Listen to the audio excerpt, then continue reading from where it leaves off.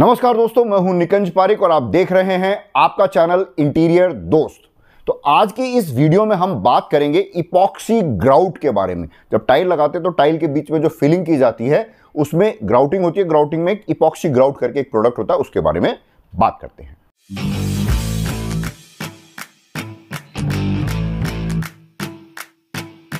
तो इस वीडियो में हम ये भी बात करेंगे कि जो टाइल जब हम लगाते हैं तो टाइल को टाइल से चिपका के लगाना चाहिए या टाइल को बीच में स्पेसर दे करके लगाना चाहिए। इन दोनों में से कौन सा तरीका बेटर है। भारतवर्ष में ट्रेडिशनली मतलब पुराने जमाने में पत्थर की फ्लोरिंग ज्यादातर लगाई जाती थी, जैसे मार्बल हो गया या ग्रेनाइट हो गया, इस तरीके के नेचुरल स्टोन। तो जब भी पत्थर लगाया जाता है तो पत्थर को पत्थर से चिपका करके बिल्कुल बराबर करके लगाया जाता है। और ये जो तरीका जब पहले से लगता आया है तो जो इंस्टॉलर्स है उन्होंने विट्रीफाइड टाइल या टाइल को टाइल के साथ चिपका के लगाना चालू कर दिया, और जो यूजर्स है उनको भी जॉइंटलेस जो इंस्टॉलेशन है वो अच्छा लगने लग गया।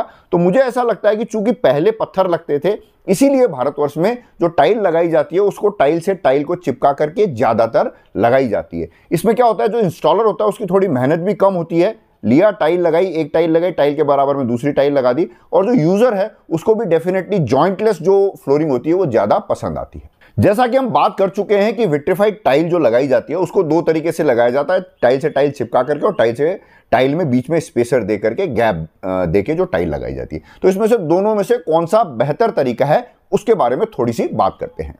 जब भी आप किसी भी टाइल मैन्युफैक्चरर से या टाइल खरीदेंगे तो उसमें जो इंस्टॉलेशन के जो इंस्ट्रक्शंस आते हैं उसमें जो टाइल मैन्युफैक्चरर है वो टाइल के बीच में गैप देके लगाना रिकमेंड करते हैं। अब सवाल ये उठता है कि ऐसा क्यों है। उसके मेजरली दो कारण है। एक, जिस चीज से आप टाइल को इंस्टॉल कर रहे हैं, जैसे सैंड सीमेंट मोटार से लगा रहे हैं या टाइल एडेसिव से लगा रहे हैं, तो जब टाइल लगाते हैं तो जब भी वेदर में वेरिएशन आता है, जब गर्मी आती है सर्दी आती है, तो टाइल क्या होती है, थोड़ी सी एक्सपैंड कॉन्ट्रैक्ट करती है। नीचे का जो केमिकल जिस चीज से हम टाइल को लगा रहे हैं वो भी एक्सपैंड कॉन्ट्रैक्ट करता है, और दोनों प्रोडक्ट अलग अलग तरीके से एक्सपैंड कॉन्ट्रैक्ट करते हैं, जिसकी वजह से देखा गया है कि टाइल में क्रैक्स आ जाते हैं या टाइल पॉपअप हो जाती है, टाइल लूज हो जाती है।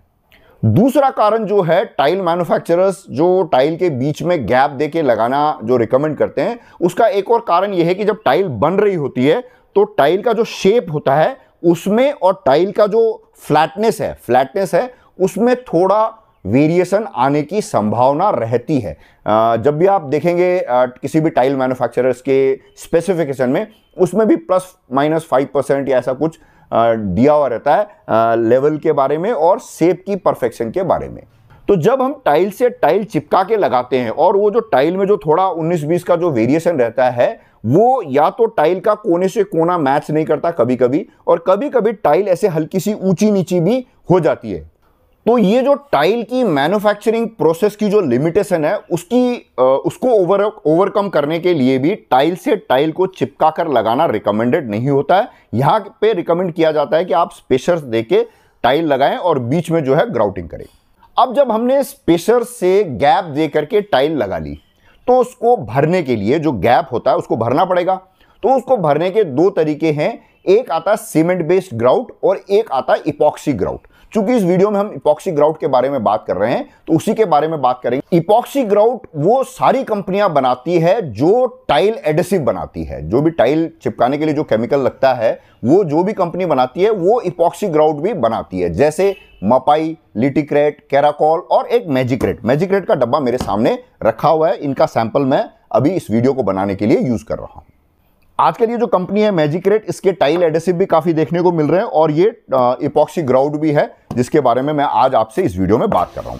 इनका जो मैजिक्रेट का ये जो डब्बा आता है इपॉक्सी ग्राउट का, उसमें देखते हैं क्या क्या चीजें। एक तो ये पत्ती है जिससे कि इपॉक्सी ग्राउट को लगाया जाएगा। ये स्क्रबर है जो एक्सेस ग्राउट को या जो एरिया उसको सफाई करने के काम में आएगा। एक आता है ये इपॉक्सी टाइल ग्राउट जो रेजिन है वो, और एक ये है हार्डनर, और ये ग्लव्स आते हैं इसके अंदर ताकि आपके हाथ में नहीं लग जाए, और इसके साथ ये प्रोडक्ट आता है इपॉक्सी ग्राउट का जो पाउडर है वो। तो ये आप समझ लीजिए 1 2 3 प्रोडक्ट मिलके ये इपॉक्सी ग्राउट बनता है।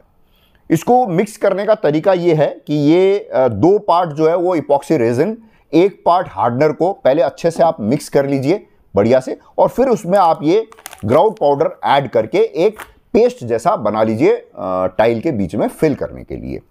यहां पे एक चीज विशेष ध्यान रखिएगा कि मिक्सिंग बिल्कुल प्रॉपर होनी चाहिए। इनको एक बार ये एक साथ रख देते हैं।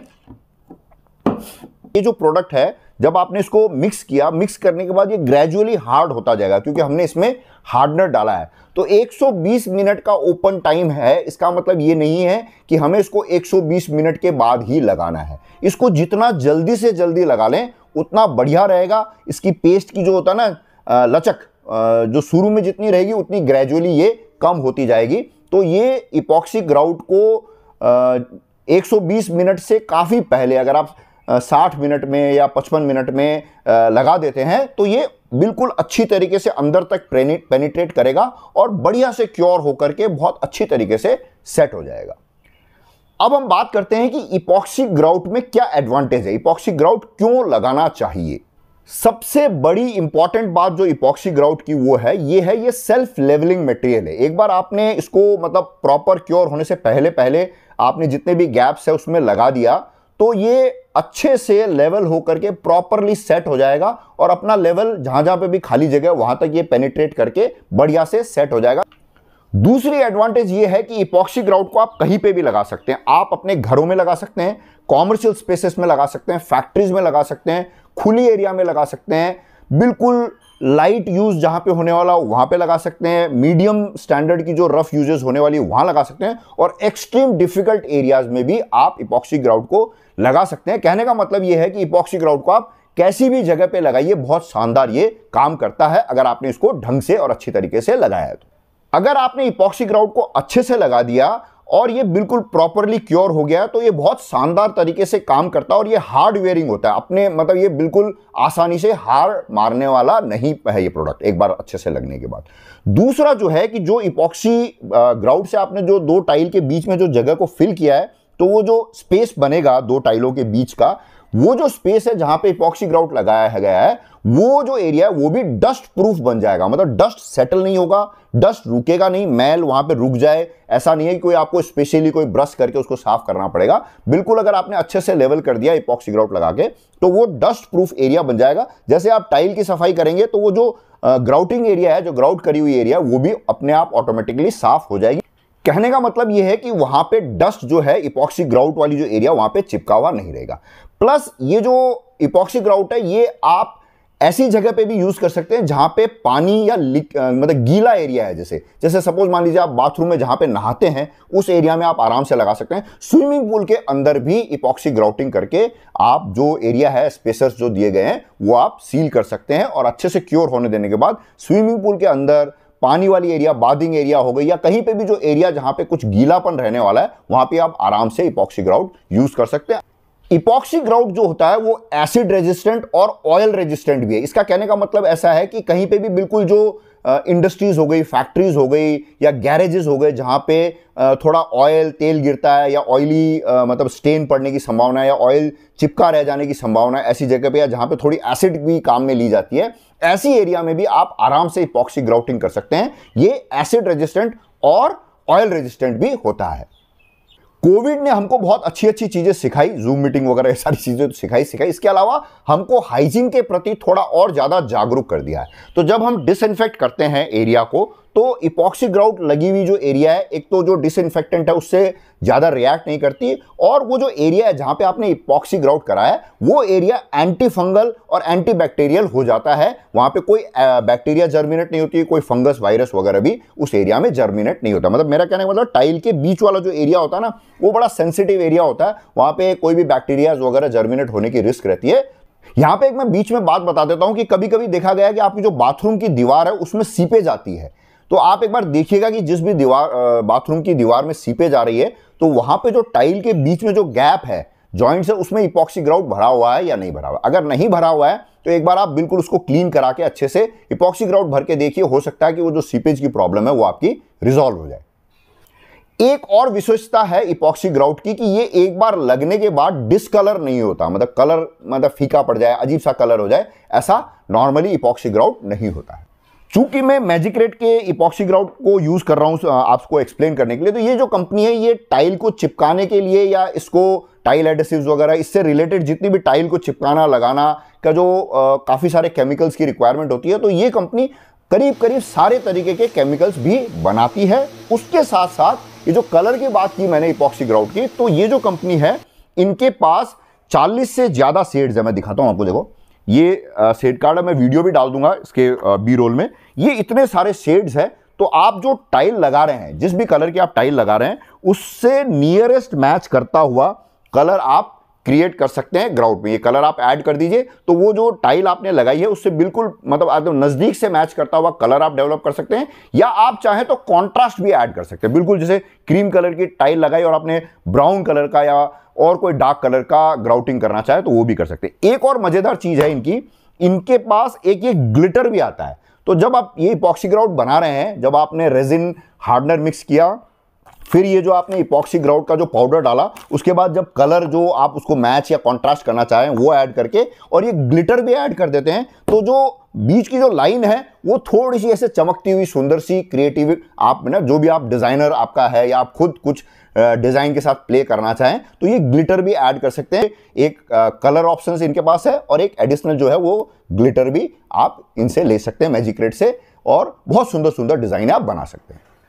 इपॉक्सी ग्राउट की एक और विशेषता यह है कि जब आप इपॉक्सी ग्राउट लगाते हैं तो ग्राउटिंग करके ऊपर से आपको उसको सील वील करने की कोई जरूरत नहीं है, ये खुद ही अपने आप ही सील हो जाएगा। अगर आपने प्रॉपर क्योरिंग से पहले मतलब जब थोड़ी इसमें लचीलापन है उससे पहले अगर आपने इसको लगा दिया और ये जब प्रॉपर अच्छे से सेट हो जाएगा तो उसको सील करने की जरूरत नहीं है, और एक बार लगने के बाद बहुत साल तक आराम से आपको सर्विस देता रहेगा अगर आपने बहुत अच्छी तरीके से इसको जिम्मेदारी से लगाया तो। अब बात करते हैं कि इपॉक्सी ग्राउट लगाने से पहले किन चीजों का ध्यान रखना चाहिए, जिससे कि ये जो प्रोडक्ट है, जितनी मैंने इसकी तारीफ करी है, ये सारी तारीफ में ये खरा उतरे और आपको सालों सालों तक सर्विस देता रहे। तो इसमें कुछ चीजें हैं जिसका ध्यान भी रखना बहुत जरूरी है। सबसे पहली नंबर चीज, आप कितना भी बढ़िया प्रोडक्ट ले आइए, अगर आपका कारीगर जो इंस्टॉलर है वो सही नहीं है तो वो आपके प्रोडक्ट की 12 बजा सकता है। तो सबसे नंबर 1 बात, पॉइंट नंबर 1, जिससे भी आप इपॉक्सी ग्राउटिंग करवा रहे हैं उस आदमी को इपॉक्सी ग्राउटिंग करने का सेंस होना चाहिए, एक्सपीरियंस होना चाहिए, उसने कभी इपॉक्सी ग्राउटिंग की हुई हो, ये बहुत जरूरी है। क्योंकि इसमें देखिए ये जो मिक्स करने का तरीका, देखिए पहले रेजिन और हार्डनर को मिक्स करना है, उसके बाद ये पाउडर ऐड करना है, फिर अगर अपने को कलर ऐड करना है तो कलर ऐड करना है, ग्लिटर ऐड करना है तो ग्लिटर ऐड करना है, फिर उसको अच्छे से प्रॉपर ब्लेंडिंग, जो पेस्ट है ना बिल्कुल अच्छे से मिक्स हुआ होना चाहिए। ऐसे नहीं अध कचरा मैच हो जाए, जैसे कभी नहीं होता सब्जी में अपन नमक डालते हैं तो कहीं पे नमक आता है कहीं पे नमक नहीं आता है। और लगाने वाले को लगाने की आइडिया होनी चाहिए, उसको पता होना चाहिए कि इपॉक्सी ग्राउट कैसे लगाते। किसी नौसिखिए से लगवा लेंगे तो वो प्रॉब्लम क्रिएट कर सकता है, सही तरीके से नहीं लगाए ऐसी पॉसिबिलिटी है। ये जो मैंने बात बोली है ना कि जो टाइल लगाने वाला अगर एक्सपीरियंस है और उसको पता है तब तो ये सारी चीजें उसको पता होगी। फिर भी आपको जो ध्यान रखना है वो बहुत बड़ी इंपॉर्टेंट बात है, क्योंकि ये जो हमारी इंडस्ट्री की थोड़ी खासियत है कि कितना भी पता होता है तो कुछ ना कुछ गड़बड़ हो जाती है। मेरे खुद के घर में गड़बड़ करके चले जाते हैं तो आपको तो क्या छोड़ेंगे वो।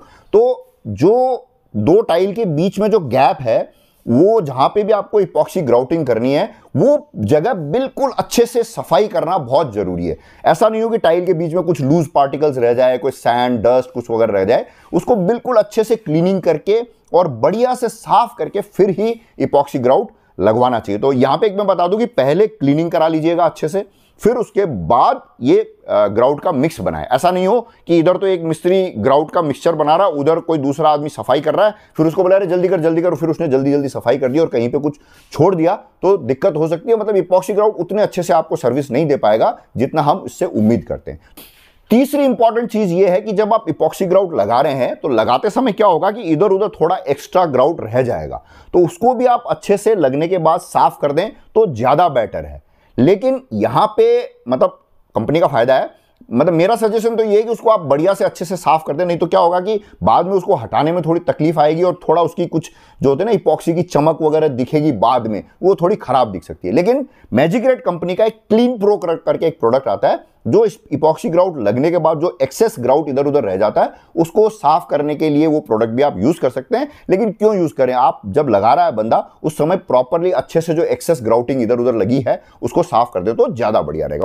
एक पॉइंट मैं आपको पहले ही बता चुका हूं कि जो स्पेशर है वो सेम साइज के हों, इस चीज का विशेष ध्यान रखिएगा। तो ये एक छोटा सा वीडियो था जो इपॉक्सी ग्राउट के बारे में आपको बताया है। तो विट्रिफाइड टाइल कैसे लगाना चाहिए उसके बारे में भी इसमें आ गया, और इपॉक्सी ग्राउट की विशेषता क्या है और कैसे लगाना चाहिए इसके बारे में छोटा सा वीडियो बनाया। मुझे उम्मीद है वीडियो आपको अच्छा लगा होगा। अच्छा लगा हो तो एक लाइक दे दीजिएगा, और अच्छा लगा हो तो आप एक काम करिएगा कि जिनको भी आपको लगे कि इस वीडियो की जरूरत हो सकती है उनसे आप शेयर कर दीजिएगा। और यहां तक अगर आप आ गए हैं पूरा वीडियो देखते हुए और अभी तक आपने इस चैनल को सब्सक्राइब नहीं किया है तो इस चैनल को सब्सक्राइब करने के बारे में भी सोचिएगा। बाकी सारी चीजें सब ठीक है, आप टाइल चिपका के लगा दीजिए, स्पेसर दे के लगा दीजिए, कुछ और लगा लीजिए, मार्बल लगा लीजिए, ग्रेनाइट लगा लीजिए, बहुत ज़्यादा मेजर फर्क नहीं पड़ता है। जिस मकान में आपको ज़िंदगी भर रहना है, मतलब आपका जो शरीर है वो, उसको थोड़ा ठीक रखिए, एक्सरसाइज कीजिए, स्ट्रेचिंग कीजिए, पैदल चलिए, बच्चों के साथ खेलिए, साइकिल चलाइए। मैंने कह दिया हो तो कोई बात नहीं, तो दोबारा चला लीजिएगा। और ढंग का खाना खाइए, कुछ भी ऊट पटांग कूड़ा कचरा मत खाइए, ढंग का खाना खाइए, स्वस्थ रहिए। नमस्कार। और दुनिया के सबसे प्यारे दो शब्द